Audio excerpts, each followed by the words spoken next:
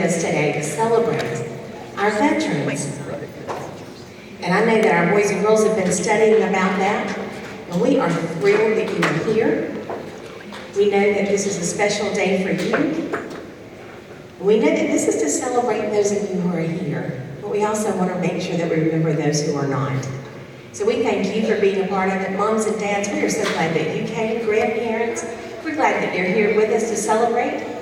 There's not a lot I need to say other than thank you and welcome to Tadmor, and we're going to turn it over to these children.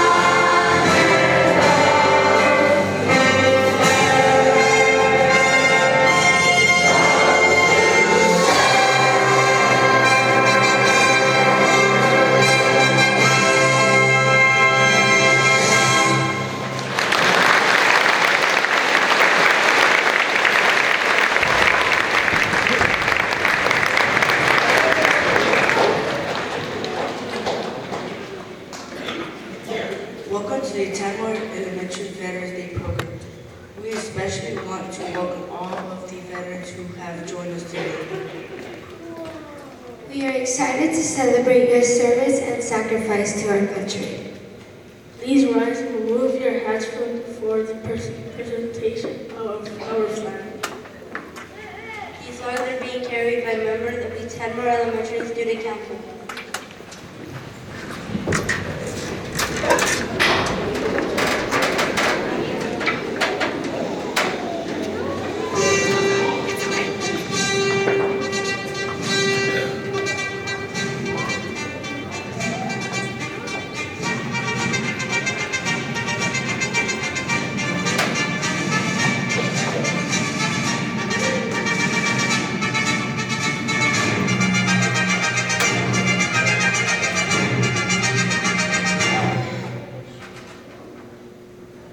Please join us in a moment of silence in honor of veterans who lost their lives and served to our country.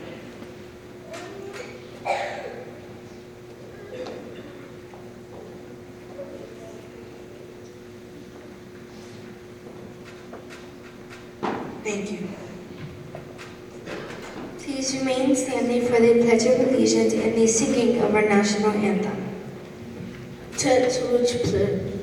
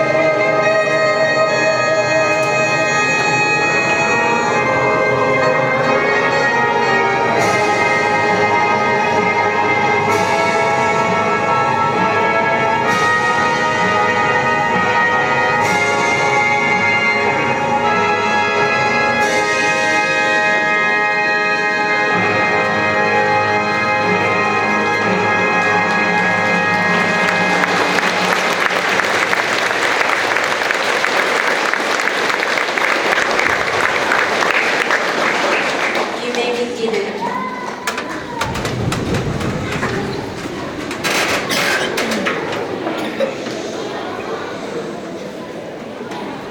The kindergarten first and second grade have been working hard on these songs.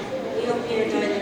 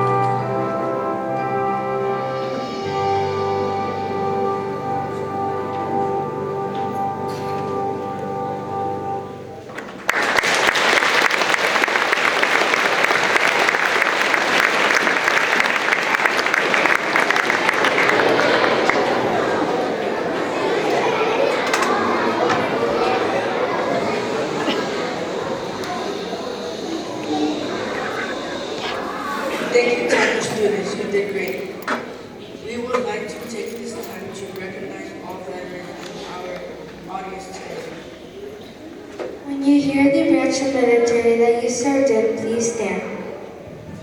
Please stand. Please stay standing until all branches have been called. Army.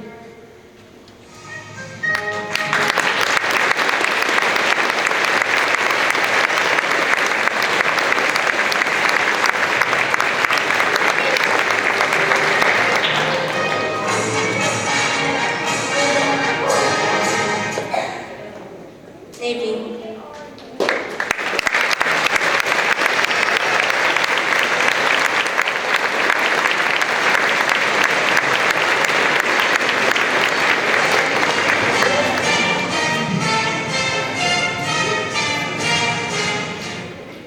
Air Force.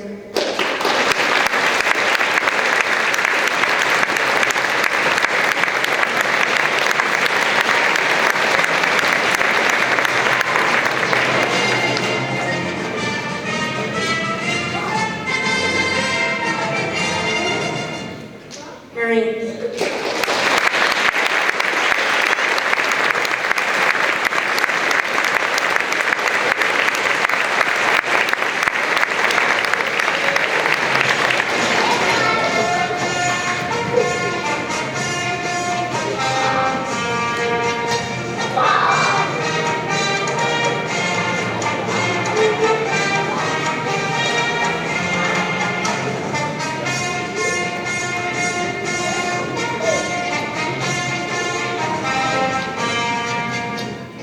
Coast Guard.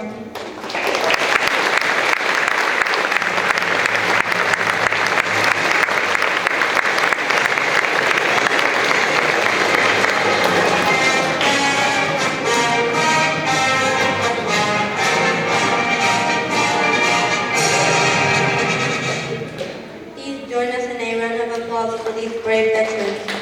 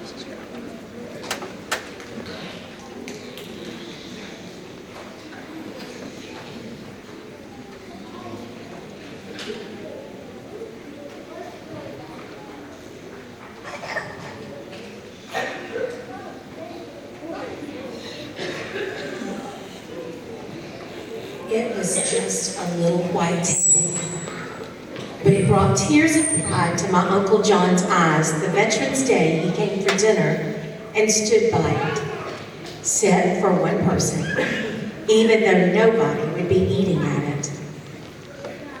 It was just a little white table.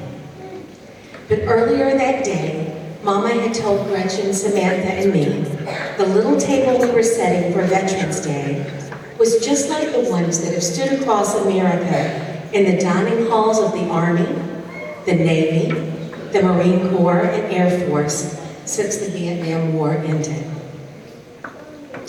The tables honor the men and women who serve in America's armed forces, especially those missing in action, our MIAs, and those held prisoner of war, our POWs.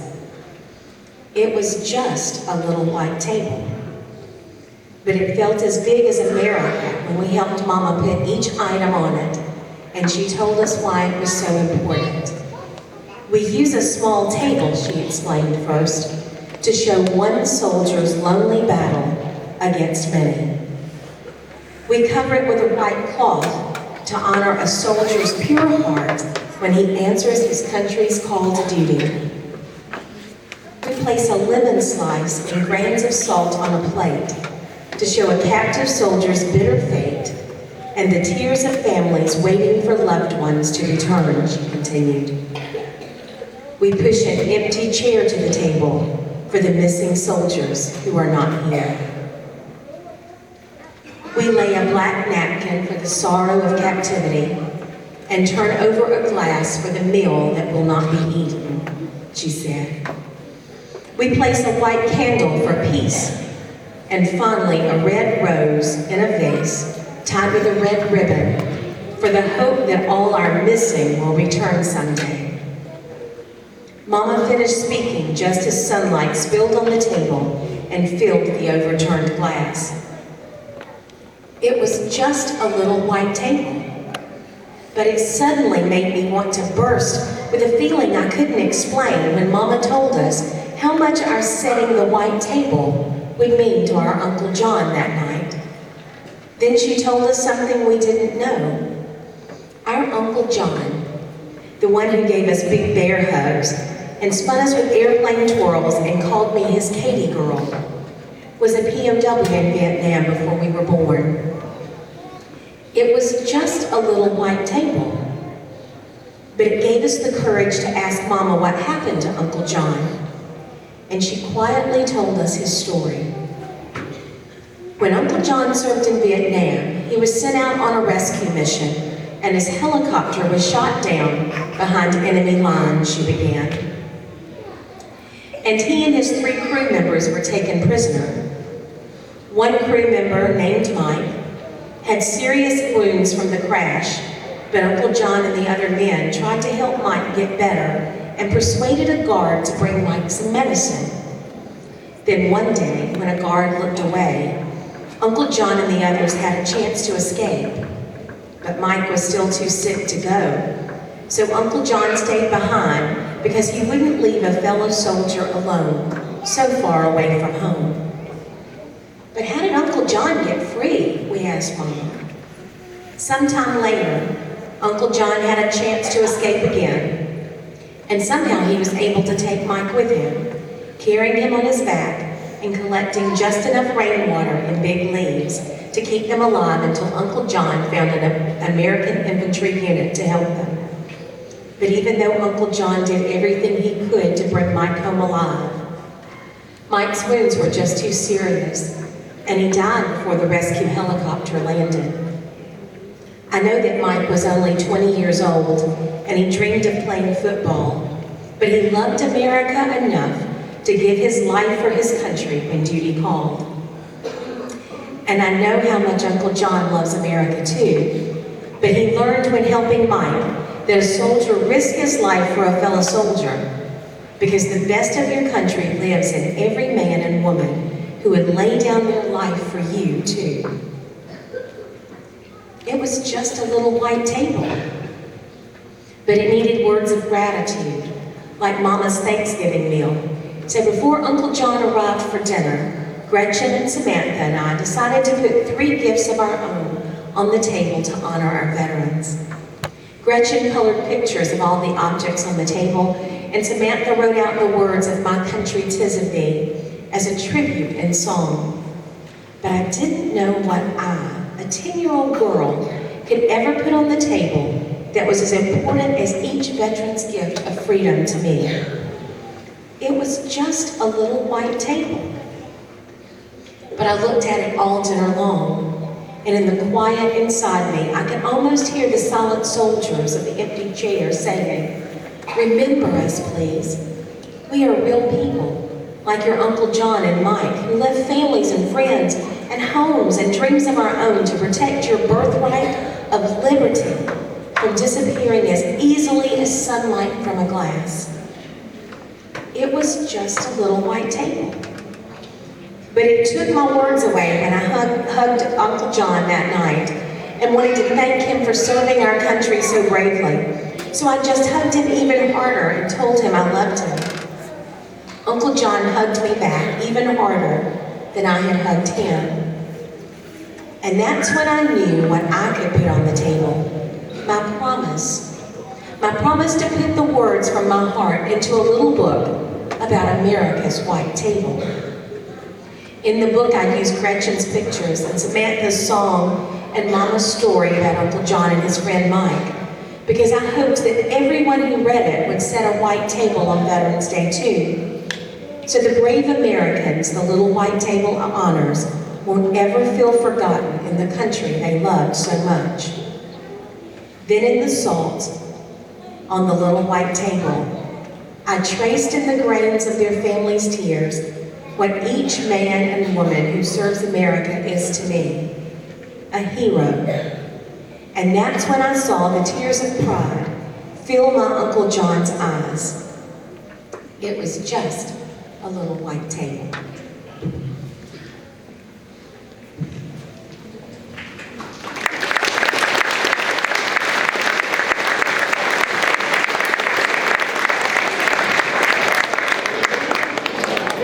First of all, let me thank each and every one of you, especially our veterans, for coming today. These students have learned a lot over the past few months about Veterans Day, and we were really excited to build this white table and put it here in honor of those veterans. So right now we're getting ready. It's a little chaotic behind me. We're getting ready for our final song for you guys, and our final song is called the 11-11 March. The reason for that is because on the 11th day, the 11th month, at the 11th hour in 1918, World War I ended, and that became Armistice Day. And in the 1940s and 50s, it got switched by President Eisenhower into Veterans Day. So we celebrate that on the 11th day of the 11th month. So we're about to perform 11-11 March for you.